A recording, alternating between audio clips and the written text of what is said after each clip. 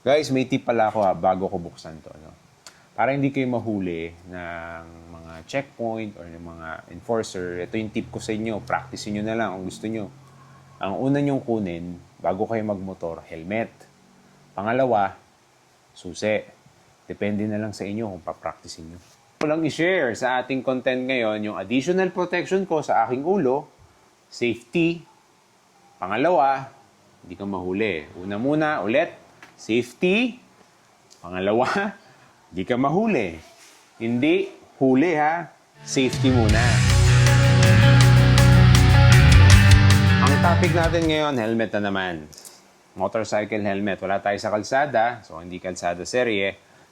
Ang helmet po, teka, bago ko simulan ulit, nakailang motorcycle helmet ka na ba? At anong helmet yung una mong binili bago mo gamitin yung motorsiklo mo? Guys, may mga rider na komportable na gumamit ng half-face kagaya nito. Meron namang mga rider na komportable sa half-face helmet, no? At meron din naman na gusto yung modular at meron din naman yung full face. Depende sa inyo kung saan kayo komportable at pasok sa budget nyo. Ngayon, meron ako ditong additional na binili. Maraming salamat po sa HGC Philippines. Hindi ako mag-unboxing. Papakita ko lang kung ano yung meron dito sa mismong helmet na nabili ko at bakit ko siya na gustuhan. Ang presyo nga pala nitong HGC helmet na ito ay nasa mid-range po yung presyo. At around 8,400 po yata. Kung may mga graphics ang bibilin mo, around 10,000 plus pesos, no? Siyempre ako ay mahilig lang sa monocolors. Ito yung napili ko. Teka, ba't nga bala ako nag-gloves muna? Aking pink na gloves, suot-suot po natin. So, kapansin-pansin sa kalsada. Visibility, napaka-importante. Ito po. Teka, tabi muna natin tong helmet. At nga pala, teka lang. Meron nga pala ako dito na ARPA 11 na black, no? Flat black yung kinuha ko. 2 years ago, binili ko siya. Mamaya ako sabihin kung ano yung advantage nito. Pero, ito po ay premium. Race ready po ang helmet po na ito. Ayan. Yan. Buksan natin. Bagong-bago. Siyempre, wala na wala nang kasama. Yun lang. So, HGC. No? Teka lang. Wala akong patungan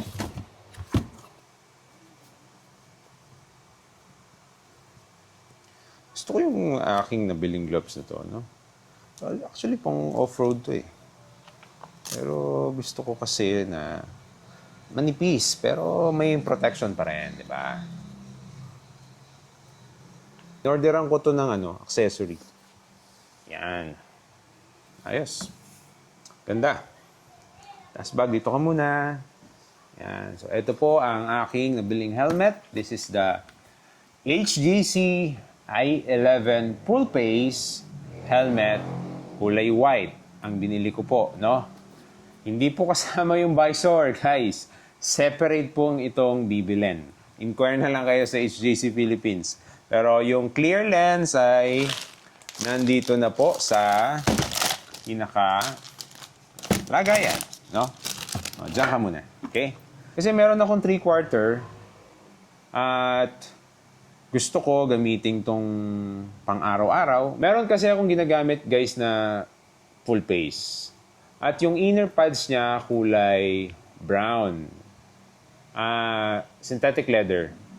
Di ko siya nagustuhan nung tumagal-tagal kasi hindi ako mahilig magbalaklaba. So, syempre, sa init, sa alikabok, dumudumi agad siya.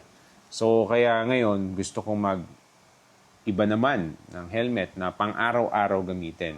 So, ito yung isa sa mga nakita ko sa HGC. May napansin ako sa tindahan nung pumunta ako ng HGC helmet, no? Store. Nasa bandang gilid siya. At napansin ko agad yung pagkaka-design ng helmet. Medyo sporty kasi yung trip ko na helmet. Na kita ko, hinawakan ko, sinubukan kong suotin at medyo na-attract ako doon. Kaya sabi ko, wait lang, babalik tayo. Diyan ka lang. Tignan nyo yung design dito. May mga edge, may mga sharp design po siya. No? Ito yung isa, dalawa, at ito po yung nagpa-attract sa akin dito, yung pinaka-black na spoiler po niya. No? Hanggang dito po yan sa bandang harapan. Okay? At syempre, sa side view naman niya, yan. So, kung makikita nyo po, sporty din yung shape, no?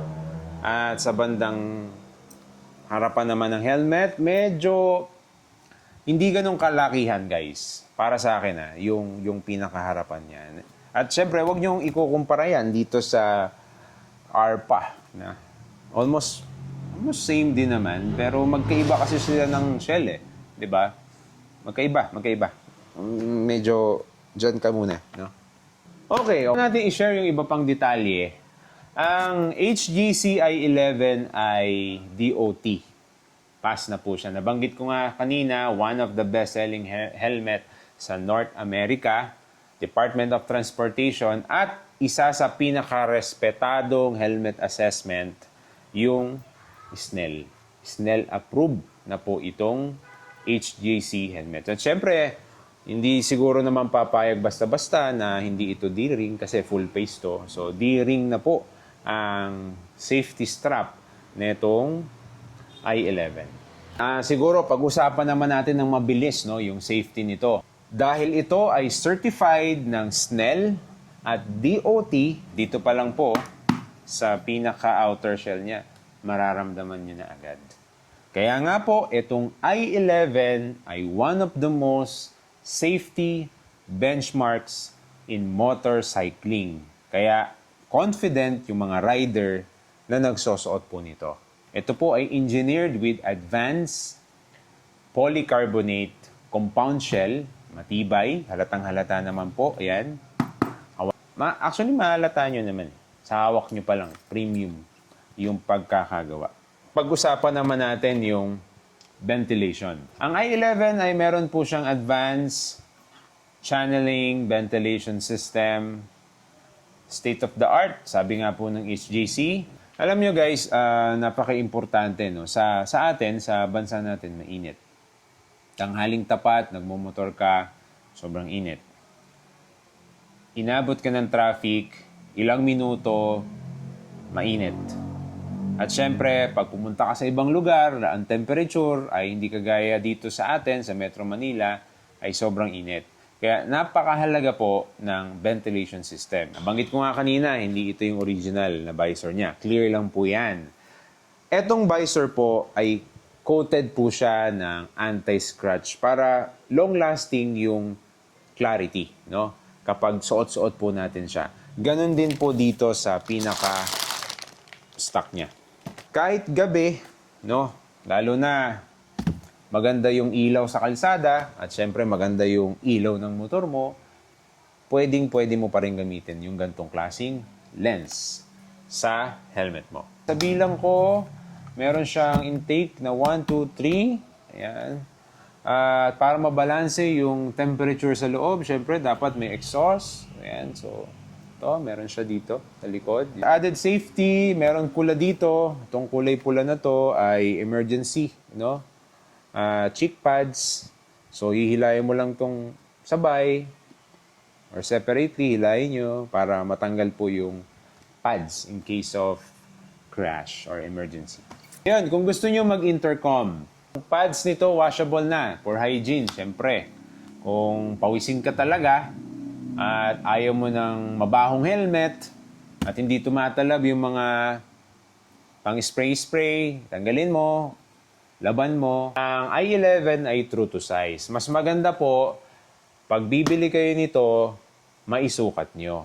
Kasi kung online, baka magkamali kayo, sayang naman sa sizing. Kasi hindi pare-pareho. Kagaya po dito sa aking ARPA 11, ang size ko po dito ay 2XL. Pagdating naman po dito sa i11, Ang size ko naman dito ay XL lang. Pagdating naman dito, sa half face ko, 2XL. At yung isa pang helmet na HGC na nagagamit ko ay large naman ako. So, iba-iba. Kaya I suggest, punta kayo sa tindahan at isukat nyo bago nyo siya bilhin. Teka lang, bago ko makalimutan, no? Yung bigat, no? Ito kasing i11 is almost 1,500 G siya, no? At kung ikukumpara nyo dito, 1,400 lang siya. In gross naman, additional 15, kaya 1,415. Obviously, magaan siya, no? Kaya iba rin yung presyo nito. Yun lang po. Goods!